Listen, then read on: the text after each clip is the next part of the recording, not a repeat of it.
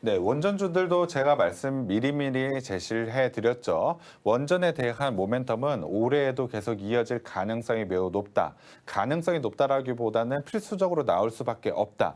AI 데이터 센터를 운영하기 위해 전력이 부족한 부분, 신재생 에너지가 장기적인 관점에서는 답이 될 수 있지만 현실적으로는 지금 원전이 답이 될 수밖에 없다. 그래서 원전과 관련된 모멘텀이 생길 만한 재료들, 그리고 정책적인 모멘텀들 생겨날 수밖에 없다라고 말씀을 드렸죠. 어제 같은 경우에는 원전이 필요하다. 신규 원전 찬성 66%. 이재명 대통령도 국민 여론은 원전이 필요하다는 것에 압도적이다. 그렇다고 한다면 신규 원전과 관련해서 국내에서도 모멘텀이 생겨날 가능성이 매우 높다라는 것이죠. 그래서 원전과 관련된 종목들은 올해에 계속해서 긍정적으로 봐야 된다라고 보고 있습니다.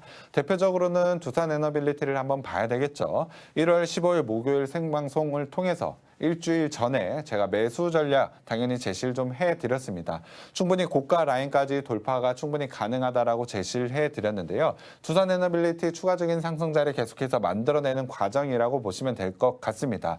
그리고 개별적으로 봤을 때도 자 사우디 비전 2030 연료 전환 사업의 핵심적인 파트너를 확보를 했다라는 기사가 나오고 있는데요. 중동 쪽에서도 새로운 곳에 대한 계약도 기대가 되고 있는 상황이라고 보시면 될 것 같습니다.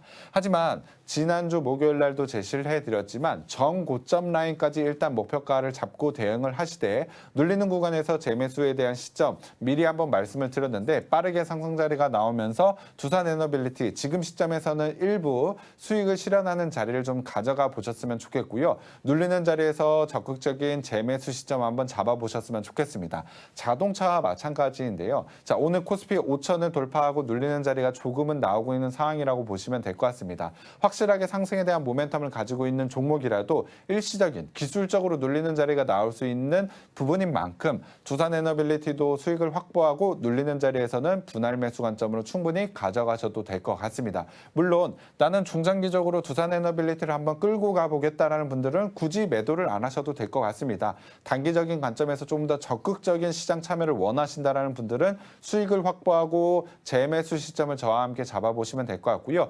중장기적 관점에서 나는 두산에너빌리티에 대한 성장을 믿고 있다라는 분들은 굳이 매도보다는 홀딩 전략도 유효할 것 같습니다. 다만 눌리는 구간에서는 비중을 조금 더 늘릴 수 있는 추가 매수에 대한 자리도 한번 잡아봐야 될 것 같은데요. 이러한 부분은 제가 하단 참고하셔서 오픈 채팅방 들어와 계시면 실시간으로 체크해서 구체적인 전략을 통해서 수익을 한번 늘려가 보도록 하겠습니다. 확실한 전략을 통해서 제가 수익 나는 구간 마련을 해드렸고 재매수라든지 추가적인 전략을 통해서 제가 수익을 좀 더 늘려가 보도록 하겠습니다. 자, 두 번째로는 한전 KPS 한번 봐야 될 것 같습니다. 두산에너빌리티 같은 경우에 사실 원전과 관련해서 대장주이고 성장에 대한 모멘텀도 가장 빠르고 크다라고 봐야 되겠지만 한전 KPS 같은 경우에 원전에 대한 모멘텀 여전히 가지고 있고 밸류에이션적인 부분에서는 상당히 매력적인 구간이기 때문에 적극적으로 매수 전략으로 한번 가져가 보자라고 제시를 해드렸죠. 자, 일주일 만이지만 한전 KPS 같은 경우에 제가 제시해드리고 나서 강하게 상승 자리가 나왔습니다. 꽤 좋은 수익을 만들어냈을 것 같은데요. 자, 여기서 끝나는 것이 아니고 추가적인 상승 자리 당연히 있다라고 보시면 될 것 같습니다. 자, 말씀드린 대로 지금은 4분기 실적 시즌입니다. 한전 KPS 같은 경우에 4분기 실적에 대한 기대감도 유효하고 여전히 상승 구간을 보여주고 있지만 밸류에이션적으로 여전히 싸다라고 볼 수가 있습니다. 최근에 증권사에서도 한전 KPS에 대한 목표 주가를 높여가고 있는 상황이라고 본다면 당연히 추가적인 상승 가능하다라고 보시면 될 것 같습니다. 두산에너빌리티 같은 경우에 매도 후 재매수에 대한 조금은 적극적인 전략을 취하라고 제시를 해드렸는데 한전 KPS 같은 경우에는 밸류에이션적인 부담이 없기 때문에 저는 지금 자리에서도 충분히 진입이 가능하다라고 보고 있습니다. 보유하고 계신 분들은 수익을 확보하셔도 되지만 좀 더 홀딩하셔서 수익을 늘려가는 구간 한번 가져가 보셨으면 좋겠고요. 밸류에이션적인 매력도 4분기의 실적까지는 한번 기다려 보셔도 될 것 같습니다. 자, 두 번째로는 마지막 세 번째로는 한전기술도 한번 봐야 될 것 같습니다. 한전기술도 마찬가지로 밸류에이션적인 매력도가 상당히 높고 원전 설계 쪽에서 좋은 지위를 갖고 있기 때문에 원전에 대한 모멘텀 그리고 실적에 대한 모멘텀 확실하다라고 말씀을 드렸죠. 한전기술 같은 경우에 굉장히 강한 슈팅 구간이 좀 나오고 있는 상황이라고 보시면 될 것 같습니다. 한전 KPS와 마찬가지로 4분기 실적에 대한 기대감 유효하고요.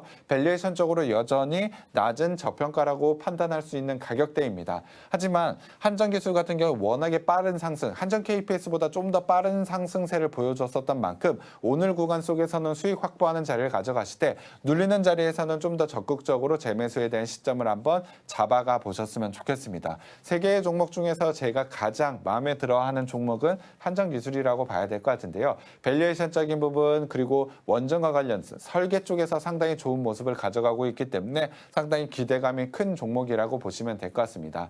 자, 원전과 관련된 종목들도 자동차 마찬가지로 매수, 긍정적인 전략으로 가져가시는 게 맞습니다. 하지만 각각 개별적인 종목의 밸류에이션이라든지 기술적인 자리에 따라서 전략, 매수와 매도에 대한 전략이 조금씩 달라질 것 같은데요. 원전과 관련해서 오늘 제가 제시해드린 세 개의 종목에 대해서 관심 있다라는 분들은 하단 참고하셔서 오픈 채팅방 들어와 계시면 조금은 적극적인 전략, 실시간에 대한 대응 한번 제시해드리도록 하겠습니다. 원전과 관련된 모멘텀 계속해서 이어질 가능성이 높은 만큼 원전과 관련된 종목으로도 저와 함께 좋은 수익 한번 만들어 보셨으면 좋겠습니다.